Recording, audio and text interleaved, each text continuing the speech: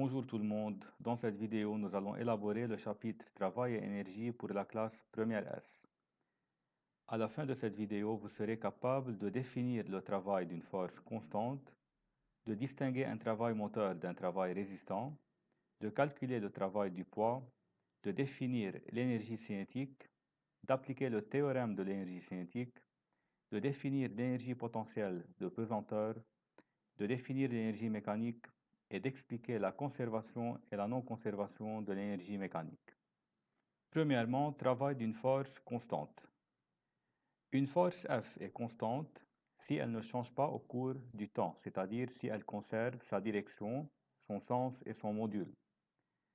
On va supposer qu'on a un solide S qui est soumis à une force F qui forme un angle alpha avec l'horizontale. Le solide est initialement en un point A et il se déplace de A vers B. Donc on remarque bien que F est une force constante car elle a conservé sa direction, son sens et son module au cours du déplacement. Le travail de F est donné par WF, travail de F, entre A et B, c'est-à-dire lorsque le solide se déplace de A vers B, est égal au vecteur F scalaire AB. C'est quoi le produit scalaire de deux vecteurs? Il est donné par module de F fois module de AB fois cosinus alpha qui est l'angle entre F et le vecteur AB. AB, c'est la distance entre le point A et le point B. Dans le SI, le travail s'exprime en joules, F s'exprime en newton, AB qui est la distance donc en mètres, et alpha c'est l'angle entre le vecteur F et le vecteur déplacement AB. D'après cette expression, on peut dire que le travail d'une force constante est indépendant du chemin suivi. Il dépend seulement de la distance entre le point initial A et le point final B.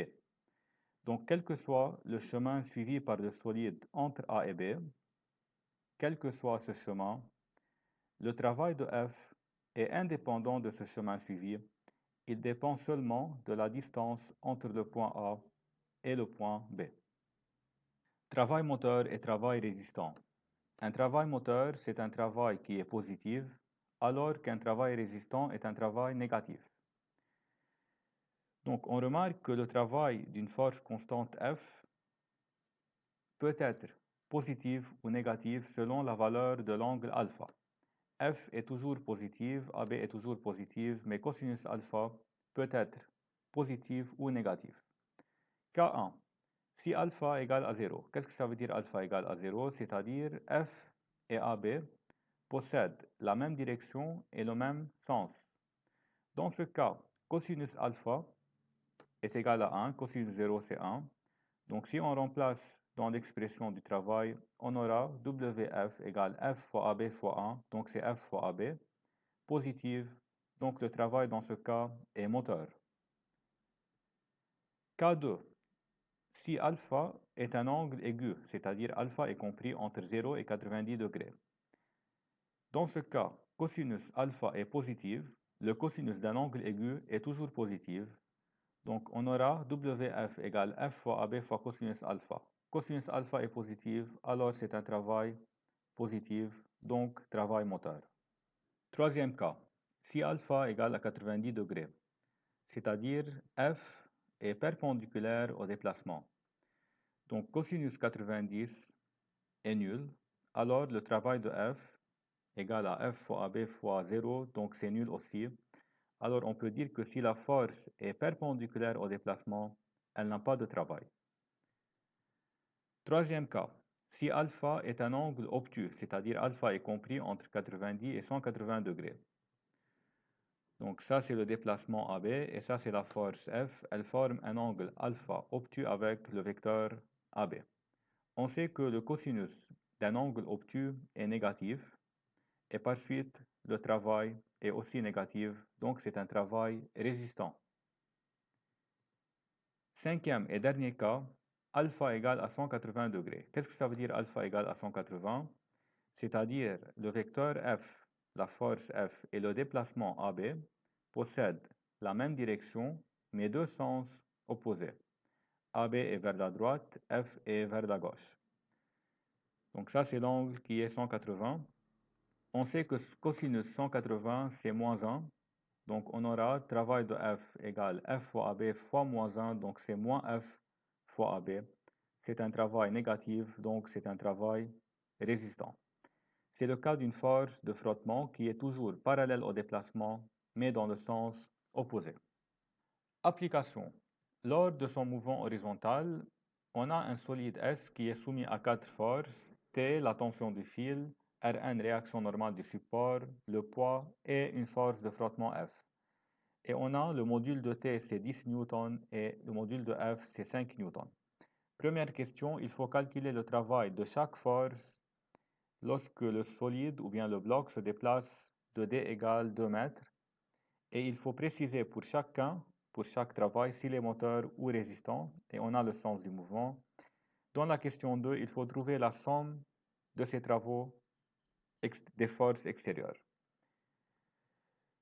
Donc, pour la question 1, on peut dire que le travail de P et le travail de Rn sont nuls car P et Rn sont perpendiculaires au déplacement. Donc l'angle formé entre ces deux vecteurs et le vecteur déplacement est égal à 90 degrés. Cosinus 90 est égal à 0, alors le travail de ces deux forces est nul.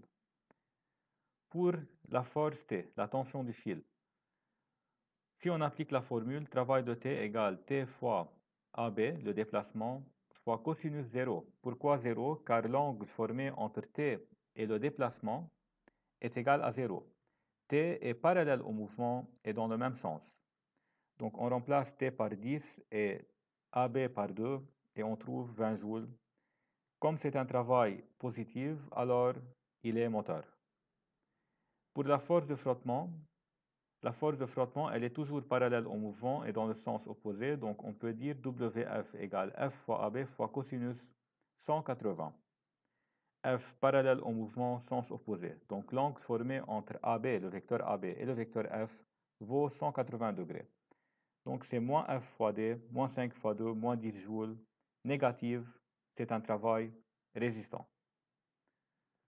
Pour la question 2, il faut calculer la somme des travaux des forces extérieures, donc c'est très simple.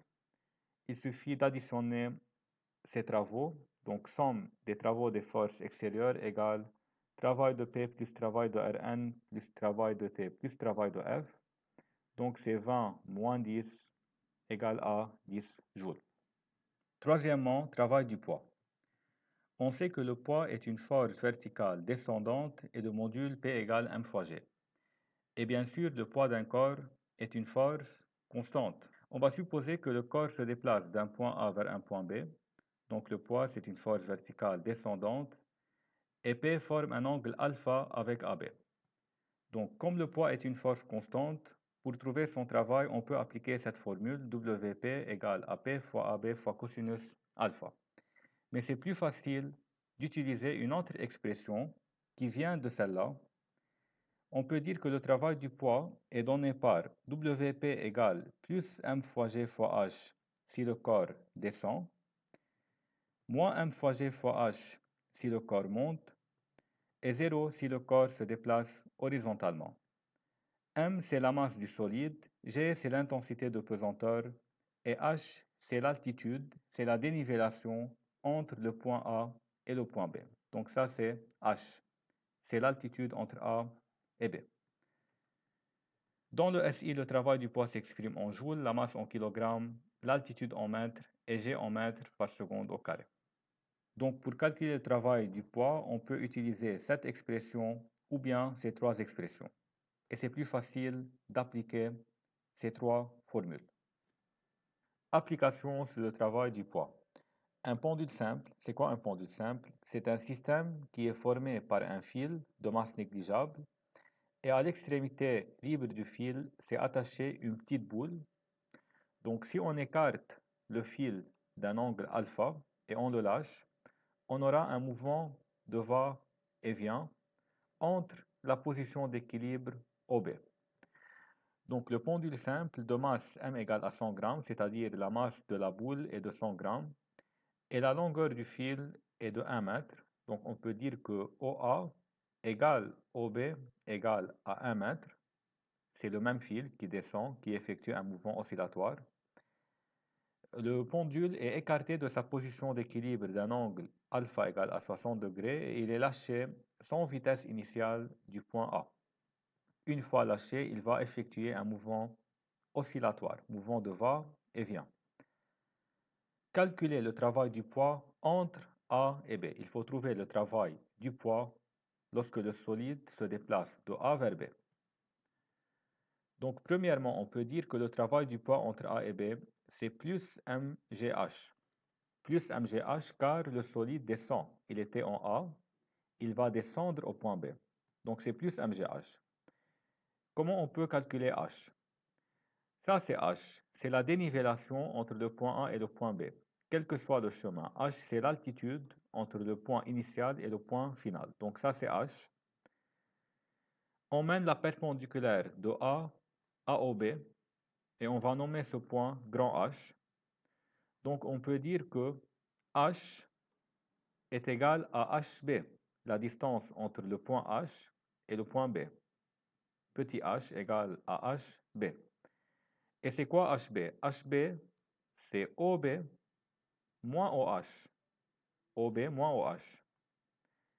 Donc, on peut dire que petit h, c'est L, car OB égale à L, moins OH. Or, ça, c'est l'équation 1. Or, on peut dire que dans le triangle rectangle OHA en H, on sait que le cosinus d'un angle, il est égal au côté adjacent sur l'hypoténuse. Donc, si on travaille dans le triangle OHA, qui est rectangle en H, on peut dire que cosinus alpha, cosinus de alpha, c'est OH côté adjacent sur hypoténuse qui est OA, donc c'est L. L, c'est la longueur du fil. Cosinus alpha égale OH sur L. Donc OH égale à L fois cosinus alpha. Ça, c'est l'équation 2. Si on remplace 2 dans 1, c'est-à-dire on met à la place de OH L cosinus alpha, on aura petit h égale L moins L cosinus alpha. On factorise par L et on trouve petit h égale L facteur de 1 moins cosinus alpha. Et on remplace h dans l'expression du travail et on trouve travail du poids entre A et B est égal à mgl facteur de 1 moins cosinus alpha. On a m, on a L et on a alpha. Donc on peut calculer le travail du poids. Application numérique, il faut convertir la masse en kilogrammes. Donc c'est 0,1 fois 10 fois 1 qui est la longueur du fil fois 1 moins cosinus alpha, donc c'est 0,5 joules. Quatrièmement, énergie cinétique. Supposons qu'on a un solide, par exemple une boule métallique de masse m, et un bloc de verre. Si on lance cette boule métallique avec une vitesse v vers le bloc, donc lorsque la boule va frapper le bloc, elle peut le briser, elle peut le casser. Par suite, on peut dire que si on a un solide qui a une vitesse, qui est en mouvement, il est capable d'effectuer un certain travail. Par exemple, ici, la boule métallique, elle a brisé la vitre, elle a brisé le verre. Donc, elle a effectué un certain travail. Donc, elle stocke, elle emmagasine une forme d'énergie qui s'appelle énergie cinétique. Cette énergie cinétique dépend de la masse et de la vitesse. D'où la définition, on peut dire que l'énergie cinétique d'un solide de masse m se déplaçant avec une vitesse linéaire v est donnée par EC égale n demi de mv au carré. Donc l'énergie cinétique dépend de la masse et de la vitesse. Dans le SI, l'énergie cinétique s'exprime en joules, la masse s'exprime en kilogrammes et la vitesse en mètres par seconde.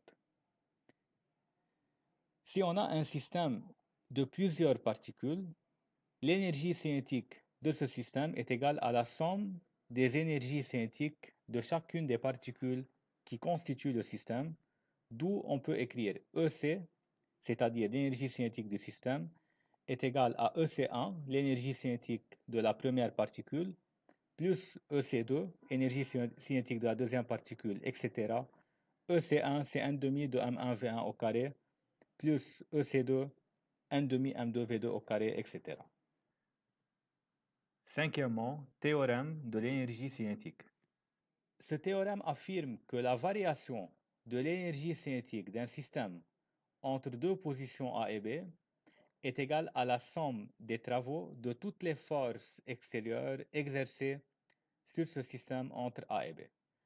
D'où cette formule qui traduit le théorème de l'énergie cinétique, delta EC, c'est-à-dire variation de l'énergie cinétique d'un système entre deux positions A et B, c'est-à-dire lorsque le système passe de A vers B.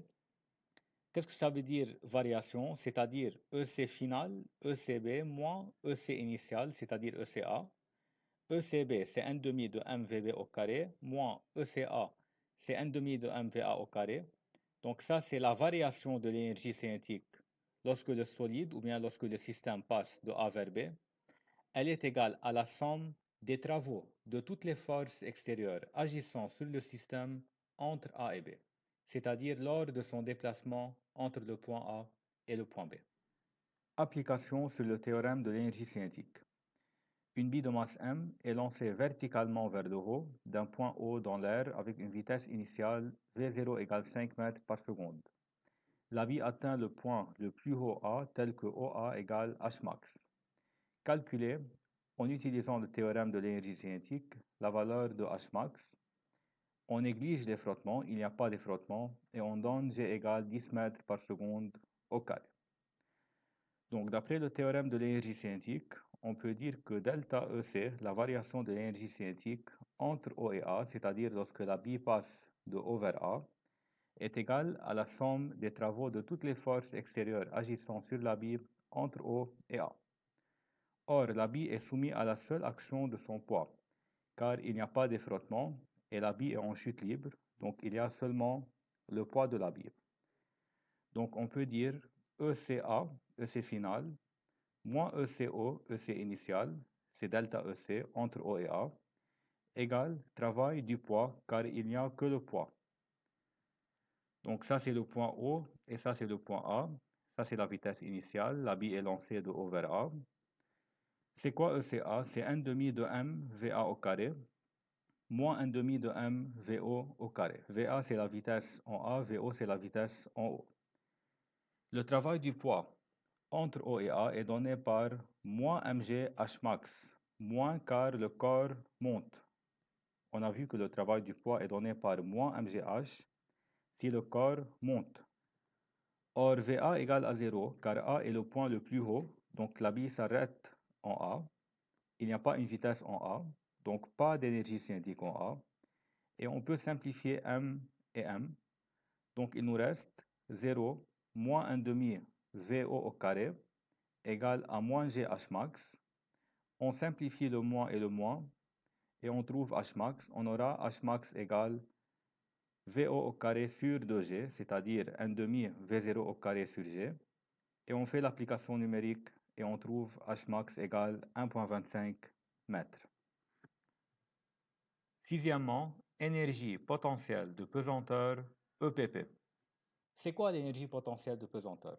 On vient de voir que l'énergie cinétique dépend de la masse du système et de sa vitesse. Donc si on a un système en mouvement, ce système possède une énergie qui s'appelle énergie cinétique qui dépend de sa masse et de sa vitesse. Alors que l'énergie potentielle de pesanteur dépend de la position d'un système ou bien d'un solide par rapport à un niveau de référence. Donc cette énergie dépend de la masse du corps ou bien du solide, de la pesanteur et de l'altitude h par rapport à un niveau qui s'appelle niveau de référence.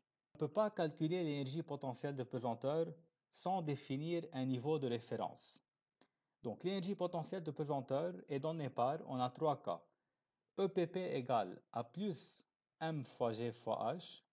Si le corps se trouve à une altitude h au-dessus du niveau de référence, donc si ça c'est le niveau de référence c'est un plan horizontal qui est représenté par une droite horizontale. Si le solide considéré se trouve à une altitude h au-dessus du niveau de référence, alors son énergie potentielle de pesanteur est donnée par plus mgh, donc elle est positive. M, c'est la masse du solide, G, c'est l'intensité de pesanteur et H, c'est l'altitude. L'énergie potentielle de pesanteur est égale à 0 si le corps se trouve sur le niveau de référence. Donc si S est sur le niveau, alors il n'a pas une énergie potentielle de pesanteur. L'énergie potentielle de pesanteur est négative, elle est donnée par moins mgh si le corps se trouve à une altitude h au-dessous du niveau de référence. Donc ça, c'est le niveau de référence. Ici, le solide se trouve à l'altitude h au-dessous de ce niveau. Dans le SI, l'énergie potentielle de pesanteur s'exprime en joules, la masse en kilogrammes, l'altitude en mètres. Et bien sûr, G en newton par kilogramme. 7. Énergie mécanique EM. L'énergie mécanique EM d'un système est la somme de son énergie cinétique et de son énergie potentielle de pesanteur. Donc on peut écrire EM, énergie mécanique, égale EC, énergie cinétique, plus énergie potentielle de pesanteur. Donc EM égale EC, c'est 1 demi de mv au carré, EPP, c'est mgz. C'est quoi Z? Z est égal à plus H si le corps se trouve au-dessus du niveau de référence et moins H si le corps se trouve au-dessous du niveau de référence de l'énergie potentielle de pesanteur. Donc ça, c'est l'expression de l'énergie mécanique d'un système.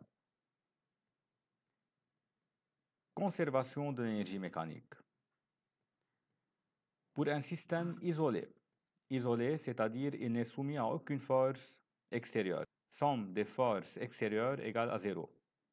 Donc si le système est isolé et à l'intérieur de ce système, il n'y a pas de frottement, ni réaction chimique ou nucléaire, alors il y a conservation de l'énergie mécanique. Qu'est-ce que ça veut dire conservation de l'énergie mécanique? C'est-à-dire l'énergie mécanique ne varie pas.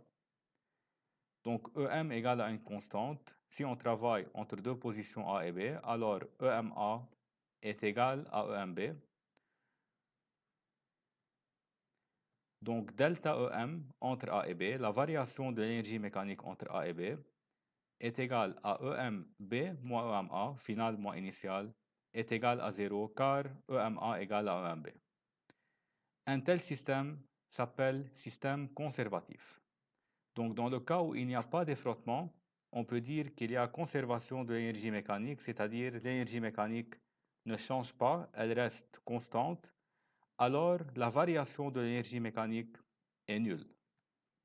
Application sur la conservation de l'énergie mécanique. On a un solide S de masse 100 grammes. Il est lâché sans vitesse du point A sur un plan incliné d'un angle alpha égal à 30 degrés par rapport à l'horizontale. Le solide arrive au point B avec la vitesse Vb qui est inconnue. Et on a que AB égale 6 mètres et G égale 10 mètres par seconde au carré. Le niveau de référence de l'énergie potentielle de pesanteur est le plan horizontal passant par le point B. Donc cette ligne-là représente le niveau de référence de l'énergie potentielle de pesanteur. C'est-à-dire lorsque le solide se trouve au-dessus de ce niveau, son énergie potentielle de pesanteur est positive et lorsque S se trouve sur le niveau de référence, son énergie potentielle de pesanteur est nulle. Question 1. Calculer l'énergie mécanique EMA du système S terre en A. Il faut trouver l'énergie mécanique du système au point A. 2. Il faut justifier la conservation de l'énergie mécanique entre A et B. On néglige les frottements, il n'y a pas de frottement. 3. On déduire la valeur de la vitesse du solide lorsqu'il arrive au point B. Donc, dans la question 1, il faut trouver EMA. EMA, l'énergie mécanique en A, c'est l'énergie potentielle de pesanteur en A plus énergie cinétique en A. On remarque que A se trouve au-dessus du niveau de référence de l'énergie potentielle de pesanteur. Donc EPPA, c'est M fois G fois H de A. Plus ECA, c'est 1 demi de M fois la vitesse du solide en A au carré. Or, d'après la donnée, on a que le solide est lâché sans vitesse du point A, par suite VA égale à 0, donc pas d'énergie cinétique en A. Et pour trouver HA, on a AB et alpha. Donc on peut dire que sinus alpha, ça c'est l'angle alpha, égale côté opposé, égale HA sur hypoténuse sur AB. Donc HA égale AB fois sinus alpha. 6 fois sinus 30, c'est 3 mètres. On remplace et on trouve EMA égale 0 plus 0,1, la masse doit être en kilogrammes, fois 10 fois HA qui est 3, donc c'est 3 joules. Question 2, il faut justifier la conservation de l'énergie mécanique entre A et B. Donc on peut dire que les frottements sont négligeables entre A et B. Il n'y a pas de frottement entre A et B. Alors il s'agit d'un système conservatif.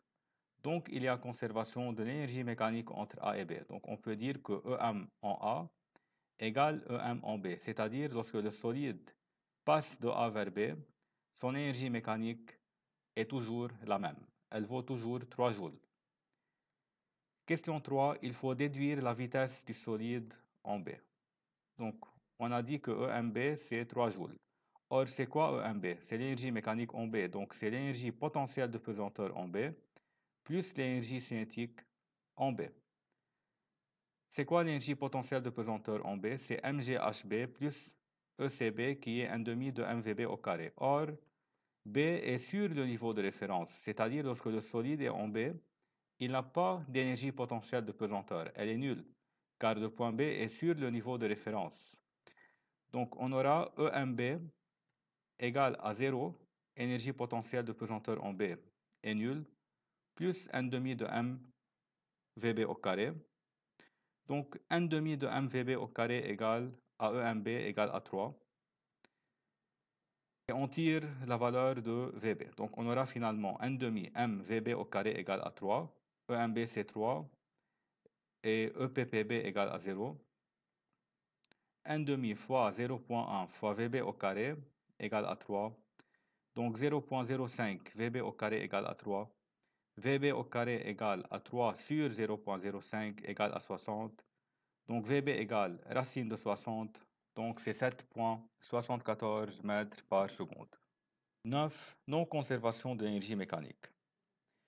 Donc on a vu que lorsque les frottements sont négligeables, l'énergie mécanique reste constante, elle ne change pas. C'est-à-dire le système conserve son énergie mécanique. Dans le cas où il existe des frottements, l'énergie mécanique ne se conserve pas. Dans ce cas, l'énergie mécanique diminue, car il y a des forces de frottement. Le système est alors non conservatif. Lorsque les frottements existent, le système s'appelle non conservatif car l'énergie mécanique n'est pas conservée, elle diminue.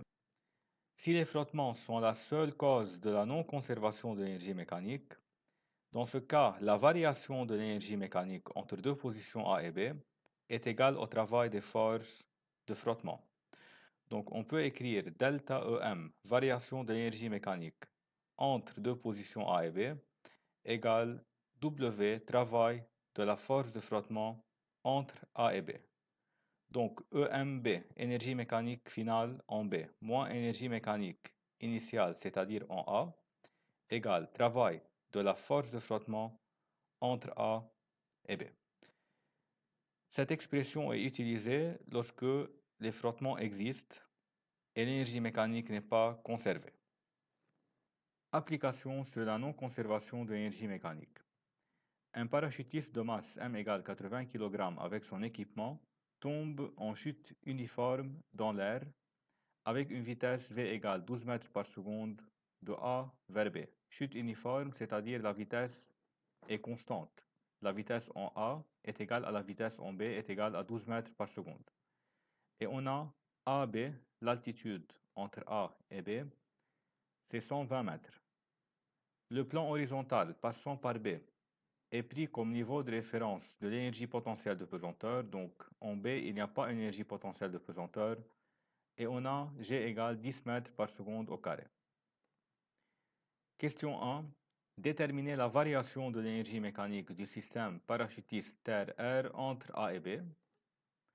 On déduire le travail des frottements entre A et B. 3. Déterminer la valeur F de la force de frottement qui existe entre A et B. 4. Est-ce que l'énergie mécanique diminue ou augmente? Justifier. Donc, premièrement, il faut calculer delta EM, variation de l'énergie mécanique entre le point A et le point B. C'est quoi delta EM? Delta EM entre A et B, c'est EM en B moins EM en A. Or, c'est quoi EMB? C'est ECB plus EPPB, ça c'est EMB, moins ECA plus EPPA, ça c'est EMA, est égal. ECB c'est quoi? C'est 1 demi M VB au carré, plus 0. Pourquoi plus 0? Car B se trouve sur le niveau de référence, donc il n'y a pas une énergie potentielle de pesanteur en B. Moins, c'est quoi ECA? C'est 1 demi M VA au carré. Or, VA égale à VB égale à V, même vitesse, car la chute est uniforme, c'est-à-dire le mouvement du parachutiste est rectiligne uniforme. La vitesse en A est égale à la vitesse en B est égale à V, plus mg HA. Donc, delta EM entre A et B, application numérique, c'est 1 demi fois 80 fois 12 au carré, on enlève le 0, moins 1 demi fois 80 fois 12 au carré aussi, même vitesse, moins et plus, moins, M c'est 80 fois 10 fois H, HA, c'est-à-dire c'est la distance entre le point A et le niveau de référence qui est AB. Donc c'est 120 mètres. On fait le calcul et on aura moins 96 000 joules. Ça, c'est la variation de l'énergie mécanique du système entre A et B. Deuxièmement, il faut déduire le travail des frottements. On sait que la variation de l'énergie mécanique entre A et B est égale au travail de la force de frottement qui existe entre A et B. Donc on peut dire delta EM entre A et B égale travail de F égale moins 96 000 joules. Question 3, il faut déduire la valeur de F, de la force de frottement. Donc on sait que le travail d'une force est donné par F fois AB fois cosinus l'angle entre F et AB.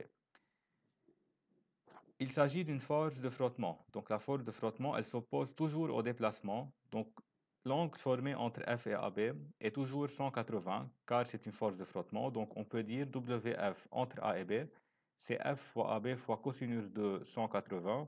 Cosinus de 180 c'est moins 1, donc on aura WF égale moins F fois AB.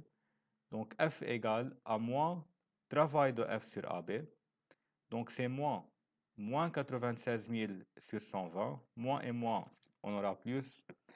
Et finalement, on trouve la valeur de F qui est 800 newtons.